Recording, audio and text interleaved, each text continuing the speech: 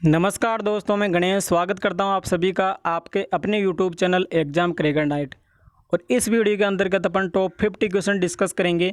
Indian history के अंतर्गत, modern history के अंतर्गत ब्रिटिश शासन का भारतीय अर्थव्यवस्था पर प्रभाव, इससे संबंधित किस किस प्रकार के क्वेश्चन पहले पूछे गए हैं और संभावित किस किस प्रकार के क्वेश्चन पूछे जा सकते हैं वो अपन इस वीडियो के अंतर्गत डिस्कस करेंगे। काफ़ी इंपॉर्टेंट वीडियो है सभी प्रतियोगी परीक्षाओं के लिए, तो वीडियो का पूरा जरूर देखें। इसके अलावा अपन टॉप 50 क्वेश्चन डिस्कस करेंगे, तो आप अपनी तैयारी को जान सकते हैं 50 में से आप कितने क्वेश्चन सही कर सकते हैं। पिछले अगर आपने वीडियोस नहीं देखे तो डिस्क्रिप्शन में आपको लिंक मिल जाएगा, जाके जरूर देखें। तो चलो स्टार्ट करते हैं। प्रत्येक क्वेश्चन के लिए आपके पास में 10 सेकंड रहेंगे।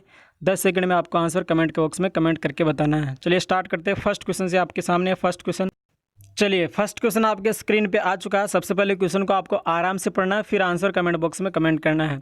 टॉप 50 क्वेश्चन डिस्कस करेंगे। 50 में से आप कितने क्वेश्चन सही कर सकते हैं इस टॉपिक से, तो आप अपनी तैयारी को जांचें अच्छे से। तो चलिए स्टार्ट करते हैं। फर्स्ट क्वेश्चन, भारत में प्रथम रेल लाइन निम्नलिखित में से किसने बिछवाई थी? विलियम डेडली, रॉजर स्मिथ, वॉरेन हेस्टिंग्स और जॉर्ज क्लार्क। 10 सेकंड आपके पास में टाइम स्टार्ट होता है। आंसर कमेंट बॉक्स में कमेंट करें, सही आंसर क्या होगा।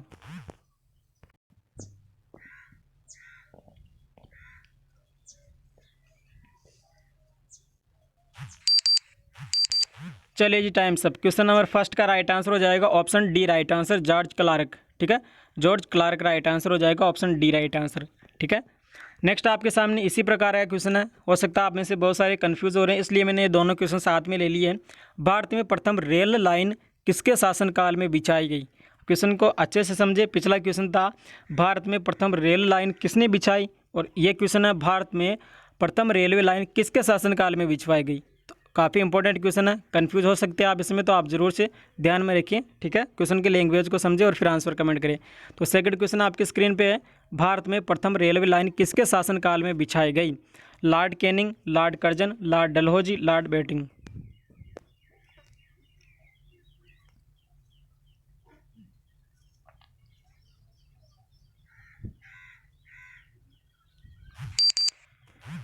टाइम सब। क्वेश्चन नंबर 2 का right answer option C, Lord Dalhousie के समय। ठीक है, Lord Dalhousie, option C right answer.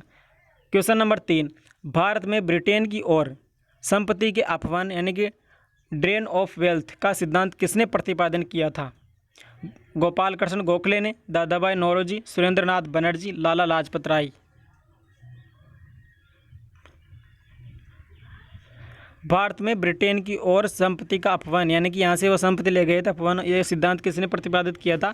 तो इसका राइट आंसर हो जाएगा दादाभाई नौरोजी, यानी ऑप्शन बी राइट आंसर हो जाएगा। ठीक है, सिद्धांत किसने प्रतिपादित किया था संपत्ति का अपहरण? तो ये किया था दादाभाई नौरोजी के द्वारा। नेक्स्ट क्वेश्चन नंबर 4, वर्ष 1853 में लॉर्ड डलहौजी ने पहली टेलीग्राफ लाइन शुरू की, वह किसके मध्य थी? बम्बई और थाने के मध्य, कलकत्ता और मद्रास के मध्य, बम्बई और आगरा के मध्य, कलकत्ता और आगरा के मध्य। यहाँ पे पूछा गया टेलीग्राफ लाइन। टेलीग्राफ लाइन 1853 में शुरू की गई थी लॉर्ड डलहौजी के द्वारा। ये भी ध्यान में रखिए, कहाँ से कहाँ तक। सही आंसर क्या होगा इसका? क्वेश्चन नंबर 4 का राइट आंसर, क्वेश्चन नंबर 4 का राइट आंसर हो जाएगा option D right answer, Calcutta और आगरा। ठीक है, टेलीग्राफ पूछा गया है तो टेलीग्राफ हो जाएगा आपका ऑप्शन डी राइट आंसर। अगर यहाँ पे क्वेश्चन आ जाता भारत में प्रथम रेलवे लाइन कहाँ से कहाँ तक बिछाई गई थी, तब आपका आंसर होता मुंबई और ठाणे के मध्य, ऑप्शन ए राइट आंसर हो जाता। ठीक है, टेलीग्राफ के लिए पूछा है, ऑप्शन डी राइट आंसर। चलिए नेक्स्ट आपके सामने क्वेश्चन नंबर 5 है, भारत में ब्रिटिश भू राजस्व प्रणाली का निम्नलिखित में से किसने अधिक लाभ लिया या प्राप्त किया? बटाईदार ने, किसानों ने, जमींदार ने, कृषि मजदूर ने। आप खुद भी क्वेश्चन को अच्छे से पढ़ें और आंसर कमेंट करें।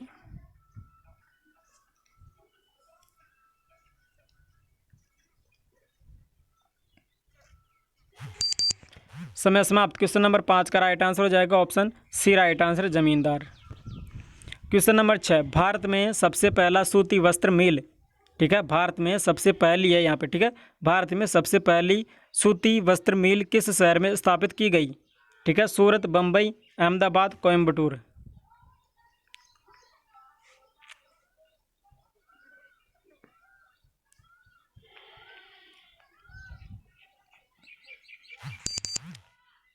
चलिए जी, टाइम सब। क्वेश्चन नंबर 6 का राइट आंसर हो जाएगा ऑप्शन डी राइट आंसर हो जाएगा, कोयम्बटूर। ठीक है, कहाँ पे? तमिलनाडु में।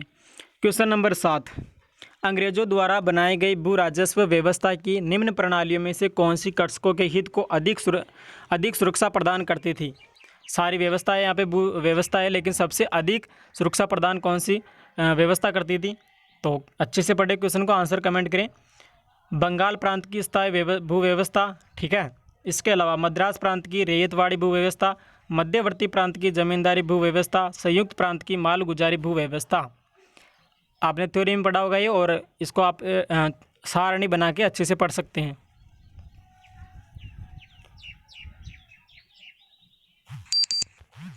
चलिए जी, टाइम से क्वेश्चन नंबर 7 का राइट आंसर हो जाएगा option B right answer, Madras प्रांत की रैयतवाड़ी भू व्यवस्था। क्वेश्चन नंबर 8, किसके द्वारा बंगाल और बिहार का स्थायी बंदोबस्त, या इसी को बोलते हैं इस्तमरारी बंदोबस्त, यानी कि परमानेंट सेटलमेंट, शुरू किया गया? ठीक, क्वेश्चन को दोबारा से पढ़ रहा हूँ। किसके द्वारा बंगाल और बिहार का स्थायी बंदोबस्त या इस्तमरारी शुरू की गई? Robert Clive, Warren Hastings, Lord Wellesley, Lord Cornwallis. सही आंसर क्या होगा? ऑप्शन डी में है लॉर्ड कॉर्नवालिस। ये काफ़ी बार रिपीट हुआ है क्वेश्चन, तो आप देख सकते हैं कि किस एग्जाम में पूछा गया है, काफ़ी इंपॉर्टेंट क्वेश्चन है। चलिए जी, टाइम साहब, इसका राइट आंसर हो जाएगा option D right answer, Lord Cornwallis. Question number 9, British सरकार ने भारत में स्थायी बंदोबस्त कब लागू किया? 1753, 1793, 1763, 1803। स्थायी बंदोबस्त, ब्रिटिश सरकार ने भारत में स्थायी बंदोबस्त कब लागू किया था? तो इसका राइट आंसर कमेंट करें, सही आंसर क्या होगा? इसका सही आंसर हो जाएगा 1793 में। ठीक है, कब किया था? 1793 में स्थायी बंदोबस्त लागू किया था ब्रिटिश सरकार ने भारत में। चलिए, क्वेश्चन नंबर 10, रैयतवाड़ी व्यवस्था कब लागू की गई थी? रैयतवाड़ी व्यवस्था कब लागू की गई थी? आगे अपने समझेंगे इनको, एक एक को सम्मिलित करने वाले क्वेश्चन आएंगे उनमें। तो रैयतवाड़ी व्यवस्था कब लागू की गई? 1816, 1818, 1820, 1822।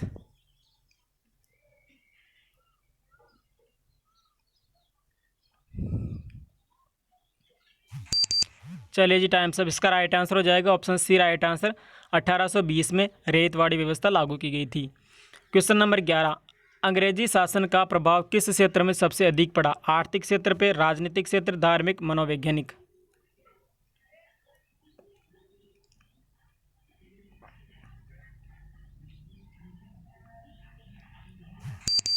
टाइम से इसका राइट आंसर हो जाएगा ऑप्शन ए आर्थिक। ठीक है, आर्थिक क्षेत्र पर सबसे ज़्यादा इसका प्रभाव पड़ा था।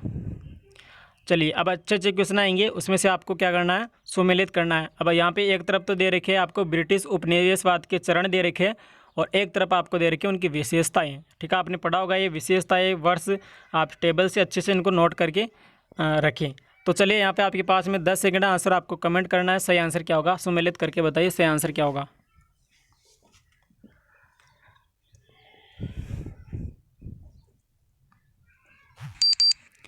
चलिए जी, समय समाप्त। क्वेश्चन नंबर 12 का राइट आंसर हो जाएगा ऑप्शन, ये आपका इस प्रकार से हो जाएगा, ऑप्शन ए में तो हो जाएगा आपका 1, यानी कि वाणिज्य चरण 1757 से 1813। और इसकी विशेषता क्या है? एकाधिपत्य, व्यापार व प्रत्यक्ष विनियोग का काल। इसके अलावा औद्योगिक चरण 1813 से 1860 में, और यहाँ पे मुक्त व्यापार का काल था। इसके अलावा वित्तीय पूंजीवाद 1860 से 1947, ब्रिटिश पूंजी निवेश का काल। चलिए, इसी प्रकार का आपके सामने एक और क्वेश्चन है, इसमें आपको दे रखी है इस प्रकार से भूमिया दे रखी है, और एक तरफ दे रखी है इसकी प्रणाली, किसको क्या कहा जाता है? ठीक है, तो इसमें से भी आपको सम्मिलित करना है, कमेंट करें सही आंसर क्या होगा। 10 सेकंड आपके पास।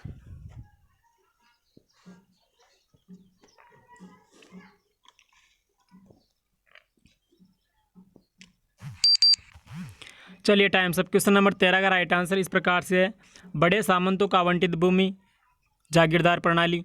इसके अलावा माल गुजारी के इजारेदार अथवा तहसीलदारों को आवंटित भूमि, जमींदार प्रणाली।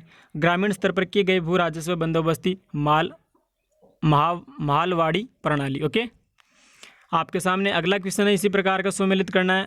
भू राजस्व, एक तरफ तो आपको दे रखी है भू राजस्व व्यवस्था, और एक तरफ दे रखी है उनसे संबंधित ये आपको ये दे रखी है व्यक्ति। तो इसका भी आंसर आपको कमेंट करना है, कब व्यवस्था शुरू की गई थी, किन के समय में शुरू की गई थी।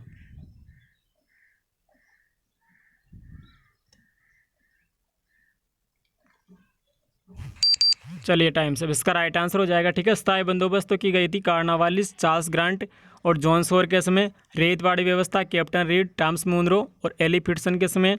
और मालवाड़ी व्यवस्था, होल्ड मैकिंज और मार्टिन बर्ड के समय। चलिए एक इसी प्रकार का एक और क्वेश्चन आपके सामने है। निम्नलिखित को सम्मिलित करना है। एक तरफ तो आपको दे रखी है काश्तकारी अधिनियम और वर्ष दे रखी है कौन सा अधिनियम कब लागू हुआ था या कब हुआ था। ठीक है, तो बंगाल का काश्तकारी अधिनियम, तो इसमें भी आपको ये क्या करना है, सम्मिलित करना और आंसर बताना है। 10 सेकंड आपके पास में, आंसर कमेंट करें, इसका सही आंसर क्या होगा।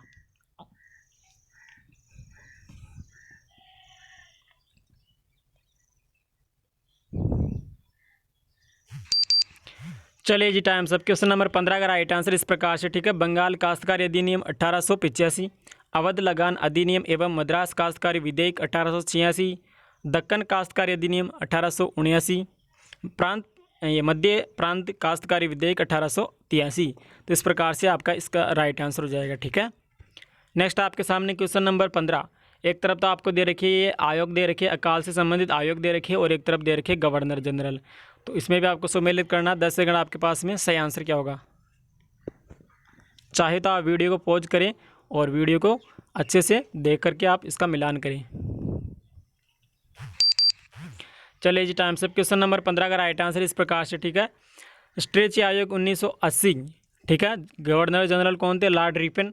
लियाल आयोग के समय लॉर्ड अलिगन, और मैकडोनल आयोग के समय लॉर्ड कर्जन, और वुडहेड आयोग के समय लॉर्ड वेवेल। और कब ये आयोग थे, तो आप देख सकते हैं यहाँ पे 1980, 1897, 1900 और 1943 से 1944। चलिए नेक्स्ट आपके सामने क्वेश्चन नंबर 16। निम्नलिखित में से स्थायी बंदोबस्त किन क्षेत्रों में लागू किए गए।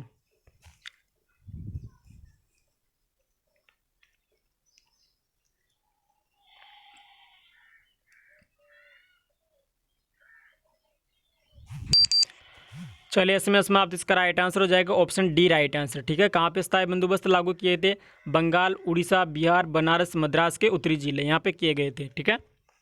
Question number 17। अंग्रेजी शासनकाल में भारत में कौन सा क्षेत्र अफीम उत्पादन के लिए प्रसिद्ध था। बिहार, दक्षिण भारत, गुजरात, असम।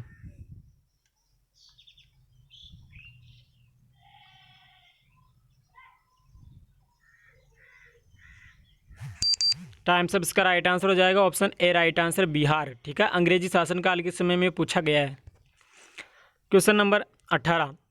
नील कर्षकों की दूरदर्शा पर लिखी गई पुस्तक नील दर्पण के लेखक कौन थे। बंकिम चंद्र चटर्जी, दीनबंधु मित्र, शरत चंद्र चटर्जी, रविंद्रनाथ ठाकुर।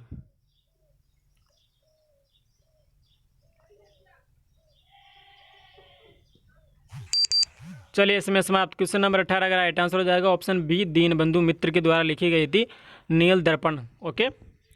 Question number 19। अंग्रेजों द्वारा सर्वप्रथम कहवा बागान लगाए गए थे, कहाँ पे लगाए गए थे।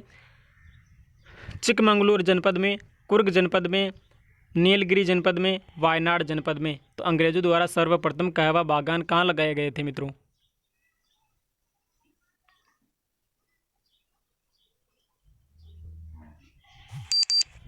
चलिए हम सब ये कहाँ पे लगाए गए थे, ये लगाए गए थे मित्रों, ये आपका लगाया गया था वायनाड जनपद में, option D right answer. Question number 20। Bharat में अंग्रेजों के समय में प्रथम जनगणना किसके कार्यकाल में हुई। काफ़ी इंपॉर्टेंट क्वेश्चन है ये। भारत में अंग्रेजों के समय प्रथम जनगणना किसके कार्यकाल में हुई थी। Lord Dufferin, Lord Lytton, Lord Mayo, Lord Ripon.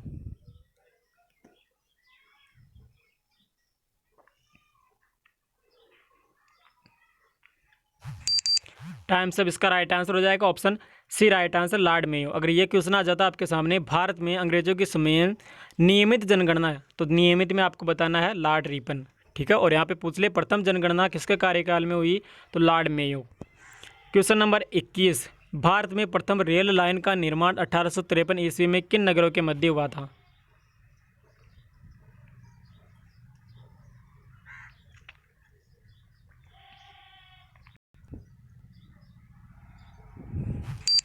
समय समाप्त। काफ़ी इंपॉर्टेंट क्वेश्चन है ये भी। इसका राइट आंसर हो जाएगा ऑप्शन बी, मुंबई और ठाणे के मध्य।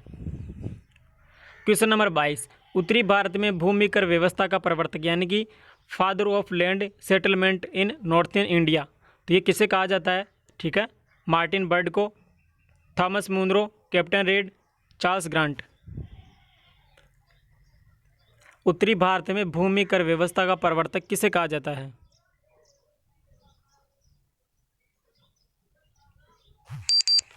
टाइम सब। ये कहा जाता है मित्रों मार्टिन बर्ड को, किसको कहा जाता है? Martin bird, option A right answer. Question number 23, Bharat में भारतीयों द्वारा 1881 में स्थापित हुआ तथा उनके प्रबंध में चलने वाला सीमित देयता का प्रथम बैंक था। कौन सा बैंक था? Hindustan commercial bank, Awadh commercial bank, Punjab national bank, Punjab and Sindh bank.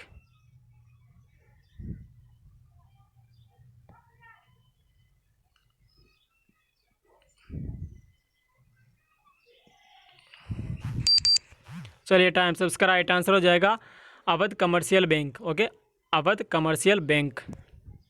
Question number 24, अंग्रेजों द्वारा रैयतवाड़ी बंदोबस्त लागू किया गया था। किसके द्वारा? बंगाल प्रेसिडेंसी द्वारा, Madras presidency, Mumbai presidency, Madras presidency एवं बम्बई प्रेसिडेंसी। किसके द्वारा अंग्रेजों द्वारा रैयतवाड़ी बंदोबस्त लागू किया गया था? कहाँ पे, किसके द्वारा, कहाँ पे? सही आंसर। तो इसका राइट आंसर हो जाएगा option D right answer, Madras presidency एवं बम्बई प्रेसिडेंसी द्वारा। चलिए next question, question number 25, British शासन के दौरान भारत में उद्योगों का कोई स्वतंत्र विकास नहीं हुआ, इसका क्या कारण था? ठीक है, ब्रिटिश शासन के दौरान भारत में उद्योगों का कोई स्वतंत्र विकास नहीं हुआ, इसका क्या कारण था? भारी उद्योगों का अभाव, विदेशी पूंजी की कमी, प्राकृतिक संसाधनों की कमी, धनिक वर्ग द्वारा भू संपत्ति में निवेश करने की प्राथमिकता।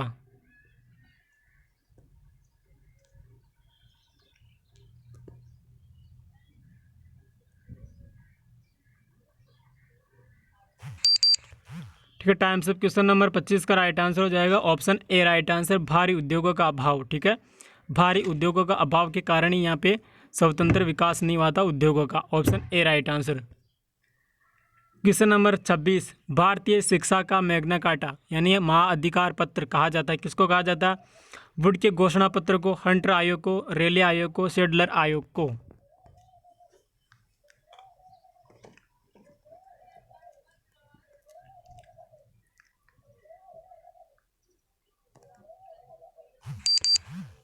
टाइम सब क्वेश्चन नंबर 26 का राइट आंसर हो जाएगा option A right answer, would के घोषणा पत्र या वुड डिस्पैच 1854 को कहा जाता है भारतीय शिक्षा का मैग्ना कार्टा या महाअधिकार पत्र।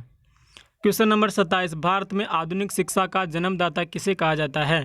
Charles Grant, Marshman, William Jones, John martial.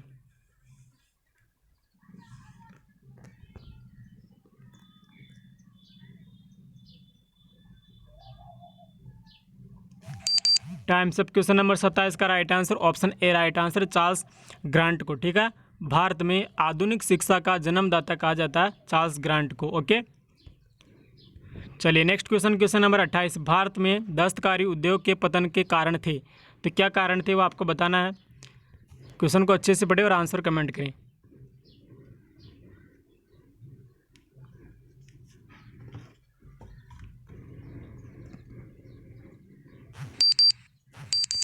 चलिए जिसमें समाप्त, क्वेश्चन नंबर 28 का राइट आंसर हो जाएगा ऑप्शन डी। ठीक है, तो दस्तकारी उद्योग के पतन के क्या क्या कारण थे? अंग्रेजों द्वारा भारतीय बुनकरों के तैयार माल को कम से कम मूल्य में खरीदना, इसके अलावा अंग्रेजों द्वारा कच्चे माल पर नियंत्रण, और इंग्लैंड में आयात की जाने वाली भारतीय वस्तुओं पर भारी आयात कर। तो ये सभी कारण थे जिस कारण से दस्तकारी उद्योगों का पतन हुआ। क्वेश्चन नंबर 29, भारत में अनौद्योगिकीकरण या प्राक औद्योगिकीकरण की अवधि थी, कहाँ से कहाँ तक थी? इसका सही आंसर क्या होगा? 1757 से 1857, 1800 से 1850, 1850 से 1947 या इनमें से कोई नहीं। चलिए इसमें समाप्त, क्वेश्चन नंबर 29 का राइट आंसर हो जाएगा ऑप्शन बी राइट आंसर, 1800 से 1850 तक। क्वेश्चन नंबर 29, भारतीय बुनकरों की दयनीय हालत पर किस गवर्नर जनरल ने टिप्पणी की है? इनका दुख दर्द समूचे इतिहास में अतुलनीय है, कपड़ा बुनकरों की हड्डियों से भारत की धरती सफेद हो गई। तो ये स्टेटमेंट किसका है? Lord Cornwallis, William Bentinck, Lord Dalhousie और लॉर्ड कैनिंग। किसका कथन है ये? 10 सेकंड आपके पास में, सही आंसर कमेंट करें, सही आंसर क्या होगा?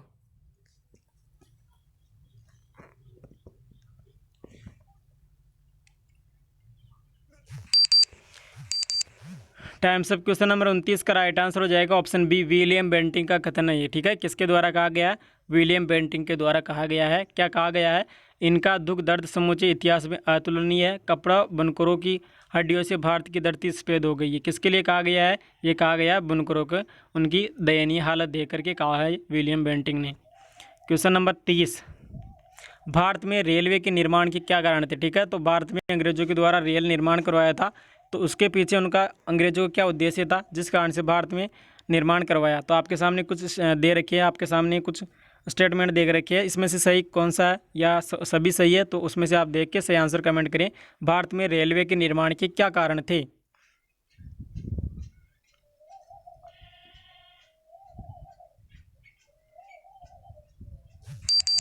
चलिए जी, समय समाप्त। क्वेश्चन नंबर 30 का राइट आंसर हो जाएगा ऑप्शन डी। तो अंग्रेजों ने भारत में रेलवे का निर्माण क्यों कराया था? क्योंकि ब्रिटिश उद्योगों में, ठीक है, ब्रिटिश उद्योगों में उत्पादित वस्तुओं की तेजी से खपत एवं ब्रिटिश उद्योगों के लिए भारत में विभिन्न भागों से कच्चे माल की आपूर्ति कर सकते थे। इसके अलावा विस्तृत भारतीय साम्राज्य को एक राजनीतिक प्रशासनिक सूत्र में बांधना, आबद्ध करना, इसके अलावा आंतरिक विद्रोही आक्रमण के दौरान सेना को तेजी से आवागमन, तो ये सारे कारण थे जिस कारण से भारत में रेलवे का निर्माण कराया गया। क्वेश्चन नंबर 31, किसने भारत में रेलवे की स्थापना को आधुनिक उद्योग का अग्रदूत या फिर आधुनिक उद्योग की जननी कहा है? तो किसने कहा ये? लॉर्ड डलहौजी ने, कार्ल मार्क्स ने, दादाभाई नौरोजी ने, महात्मा गांधी ने। भारत में रेलवे की स्थापना को आधुनिक उद्योग का अग्रदूत या आधुनिक उद्योग की जननी की संज्ञा किसने दी है? ये दी है मित्रों लॉर्ड कार्ल मार्क्स ने। ठीक है, कार्ल मार्क्स के द्वारा। Option B right answer. Question number 32, पहली आधुनिक पटसन मिल कहाँ स्थापित की गई? रिसरा, बंगाल, बम्बई, बड़ौच, सूरत। पहली आधुनिक पटसन मिल कहाँ स्थापित की गई? वेरी इंपॉर्टेंट क्वेश्चन है। क्वेश्चन नंबर 32 का राइट आंसर क्या होगा? चलिए इसमें समाप्त। क्वेश्चन नंबर 32 का राइट आंसर हो जाएगा ऑप्शन ए, रिसरा, बंगाल। ठीक है, रिसरा, बंगाल में पहली आधुनिक पटसन मिल स्थापित की गई थी। क्वेश्चन नंबर 33, पहले आधुनिक लोहा इस्पात उद्योग की स्थापना कहाँ हुई? बिहार, बंगाल, महाराष्ट्र, तमिलनाडु। पहले आधुनिक लोहा इस्पात उद्योग की स्थापना कहाँ हुई? काफ़ी इंपॉर्टेंट क्वेश्चन है। सही आंसर क्या होगा? क्वेश्चन नंबर 33 का राइट आंसर।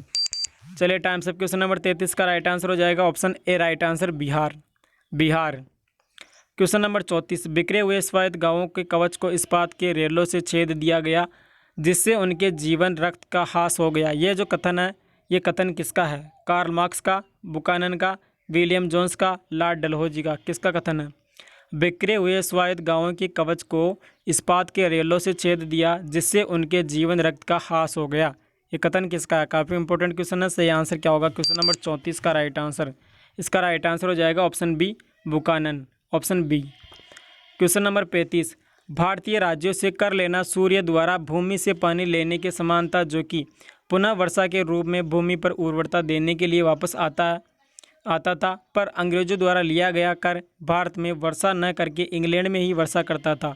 ये इतना जो लंबा ये जो कथन क्या कहा गया है, किसके द्वारा कहा गया है? क्वेश्चन को आप अच्छे से पढ़े, चाहे तो आप पॉज करके वीडियो को और अच्छे से क्वेश्चन को पढ़े फिर आंसर कमेंट करें। तो किसका कथन है? आर.सी. दत्त का, कार्ल मार्क्स का, दादाभाई नौरोजी का, इनमें से कोई नहीं।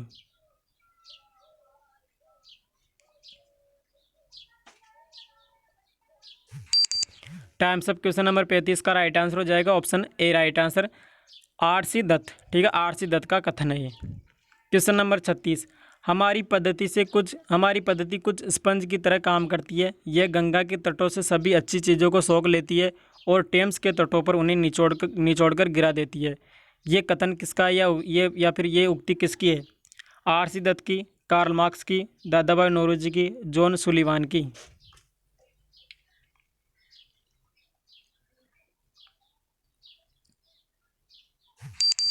टाइम्स ऑफ इसका राइट आंसर हो जाएगा option D right answer, John Sullivan की। किसकी उक्ति है ये? जॉन सुलिवान की। क्वेश्चन नंबर 37, कांग्रेस के किस अधिवेशन में पहली बार कांग्रेस द्वारा मौलिक अधिकारों और राष्ट्रीय आर्थिक कार्यक्रम से संबंधित प्रस्ताव पारित किए गए? कौन सा अधिनियम था? सही आंसर क्या होगा? कराची अधिवेशन, सूरत अधिवेशन, लखनऊ अधिवेशन, लाहौर अधिवेशन। या आप पॉलिटी में ही पढ़ते हैं, कॉन्स्टिट्यूशन के अंतर्गत भी पढ़ते हैं इसको। कौन सा अधिनियम था? चलिए इसका राइट आंसर हो जाएगा option A right answer, Karachi अधिवेशन 1931। क्वेश्चन नंबर 38, कांग्रेस के कराची अधिवेशन मार्च 1931 के अध्यक्ष कौन थे? ठीक है, कराची अधिवेशन कब हुआ था? मार्च 1931 में। उस समय इसके अधिवेशन के अध्यक्ष कौन थे? सरदार वल्लभ भाई पटेल, जवाहरलाल नेहरू, महात्मा गांधी या सुभाष चंद्र बोस? इसके अध्यक्ष कौन कौन थे?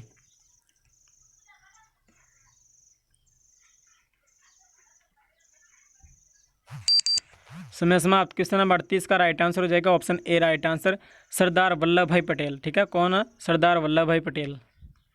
क्वेश्चन नंबर 39, 20वीं सदी के पूर्वार्ध में देश का भीषणतम अकाल 1942-43 में पड़ा था। वो कहाँ पे पड़ा था? बंगाल, महाराष्ट्र, राजस्थान, गुजरात?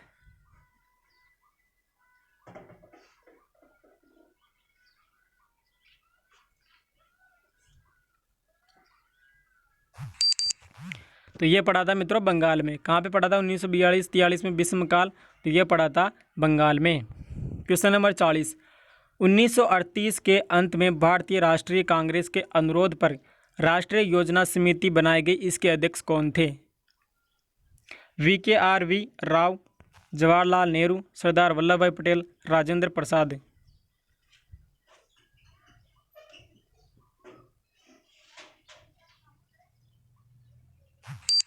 समय समाप्त। क्वेश्चन नंबर 40 का राइट आंसर हो जाएगा option B right answer, Jawaharlal Nehru. ठीक है, कौन थे? जवाहरलाल नेहरू थे अध्यक्ष किसके? राष्ट्रीय योजना समिति के। क्वेश्चन नंबर 41, भारत में विकेंद्रीकरण का शुभारंभ किसके समय में हुआ? Lord Dufferin, Lord Lytton, Lord Ripon, Lord Mayo?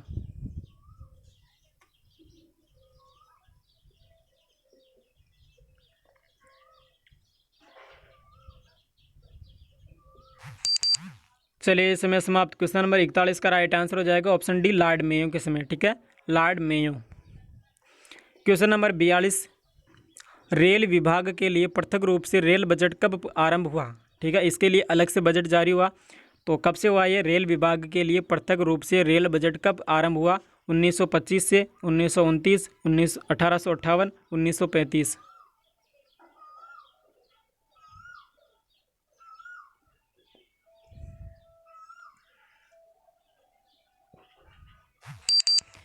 Times of. Question number 42 का राइट आंसर हो जाएगा option A right answer, 1925। 1925। Question number 43, British नागरिकों को सर्वप्रथम किस वर्ष भारत में भूमि खरीदने व बसने की अनुमति मिली? कब से मिली ब्रिटिश नागरिकों को ये अनुमति? 1813 से, 1833, 1853, 1858? ब्रिटिश नागरिकों को सर्वप्रथम किस वर्ष भारत में भूमि खरीदने व बसने की अनुमति मिली? तो कब मिली थी मित्रों? तो ये मिली थी 1833 में। ठीक है, 1833 में। क्वेश्चन नंबर 44, ये इंपॉर्टेंट है। The economic history of India के लेखक कौन है? ठीक है, ये जो बुक है इसके लेखक को आपको बताना है। RC मजूमदार, रमेश चंद्र दत्त, RG भंडारकर और Rajani Palme Dutt? The economic history of India, इसके लेखक कौन है? इसके लेखक कौन है? इसके लेखक है मित्रों रमेश चंद्र दत्त। कौन है? रमेश चंद्र दत्त। क्वेश्चन नंबर 44 का right answer option B. Question number 45, अंग्रेज घुसपैठियों ने भारत के करगे को तोड़ डाला और चरखे को नष्ट कर दिया। यह कथन किसका है? ठीक है, अंग्रेज घुसपैठियों ने भारत के करगे को तोड़ डाला और चरखे को नष्ट कर दिया। ये जो कथन है किसका है? E. Thompson, D.T. गेराट और हेराल्ड लास्की, कार्ल मार्क्स?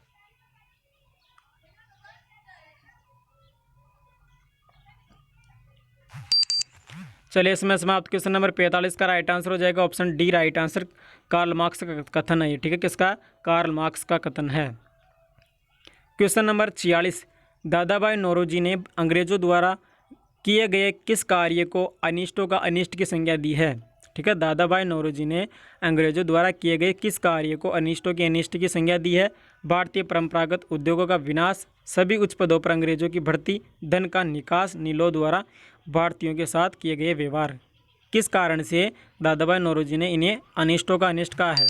तो ये कहा है मित्रों धन का निकास, क्योंकि अंग्रेज यहाँ से धन लेके गए थे। ठीक है, धन का निकास किया था, इसी कारण से दादा भाई नौरोजी ने इनके लिए कहा है अनिष्टों का अनिष्ट। Question number 47, poverty and un British rule in India के लेखक कौन है?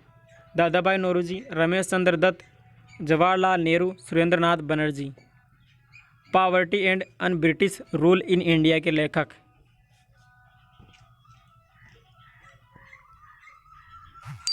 Times up. इसका राइट आंसर हो जाएगा ऑप्शन ए राइट आंसर, दादा भाई नौरोजी, दादा भाई नौरोजी।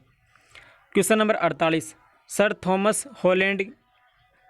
थॉमस हॉलैंड के सभापतित्व में भारतीय औद्योगिकी आयोग का गठन कब हुआ? 1911 में, 1913, 1916, 1923।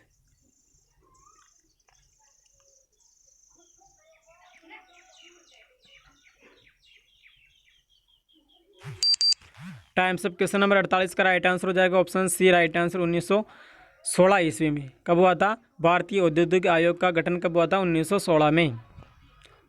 क्वेश्चन नंबर 49, हमारा सेकंड लास्ट क्वेश्चन है इस वीडियो का। 1925 में सरकार द्वारा गठित भारतीय आर्थिक जांच समिति के अध्यक्ष कौन थे? यानी TC Goswami, VP Wadia, M Visvesvaraya. Question number 49 का राइट आंसर, इंपॉर्टेंट क्वेश्चन है ये। क्वेश्चन नंबर 49 का राइट आंसर क्या होगा? क्वेश्चन नंबर 49 का राइट आंसर हो जाएगा ऑप्शन डी एम विश्वेश्वरैया। ठीक है, ऑप्शन डी राइट आंसर। और हमारा इस वीडियो का ये अंतिम क्वेश्चन है, निम्नलिखित में से किसने भारत के अंग्रेजी उपनिवेश नियंत्रण की आलोचना में अन ब्रिटिश पदावली का उपयोग किया था? आनंद मोहन बोस, बदरुद्दीन तेबजी, दादा भाई नौरोजी और फिरोज शाह मेहता। यूपीएससी 2008 में आया हुआ क्वेश्चन है, इंपॉर्टेंट क्वेश्चन है। और इसका राइट आंसर हो जाएगा मित्रों ऑप्शन सी राइट आंसर, दादा भाई नौरोजी। कौन? दादा भाई नौरोजी, इसका राइट आंसर हो जाएगा। तो अपन ने इस वीडियो के अंतर्गत डिस्कस किया है मित्रों टॉप 50 क्वेश्चन। कितने डिस्कस किया है? टॉप 50 क्वेश्चन अपन ने इस वीडियो के अंतर्गत डिस्कस किए हैं। 50 में से आपने कितने क्वेश्चन सही किए हैं? आप अपनी तैयारी को अच्छे से जांचें। इसके अलावा अगर वीडियो अच्छा लगा तो वीडियो को आप लाइक कर सकते हैं। इसके अलावा आपके कोई सुझाव है तो कमेंट बॉक्स में कमेंट करें। इसकी पीडीएफ चाहिए तो आपको टेलीग्राम ग्रुप से चैनल के नाम से सर्च करें, वहाँ पे आपको इसकी पीडीएफ मिल जाएगी। इसके अलावा इससे संबंधित ये वीडियो अगर आप देखना चाहते हैं तो वीडियो भी आप देख सकते हैं इन पर क्लिक करके। और चैनल पे न्यू हो तो चैनल को जरूर से लोगों पे क्लिक करके चैनल को जरूर सब्सक्राइब कर लें। हम मिलेंगे नेक्स्ट वीडियो में, तब तक के लिए जय हिंद, जय भारत।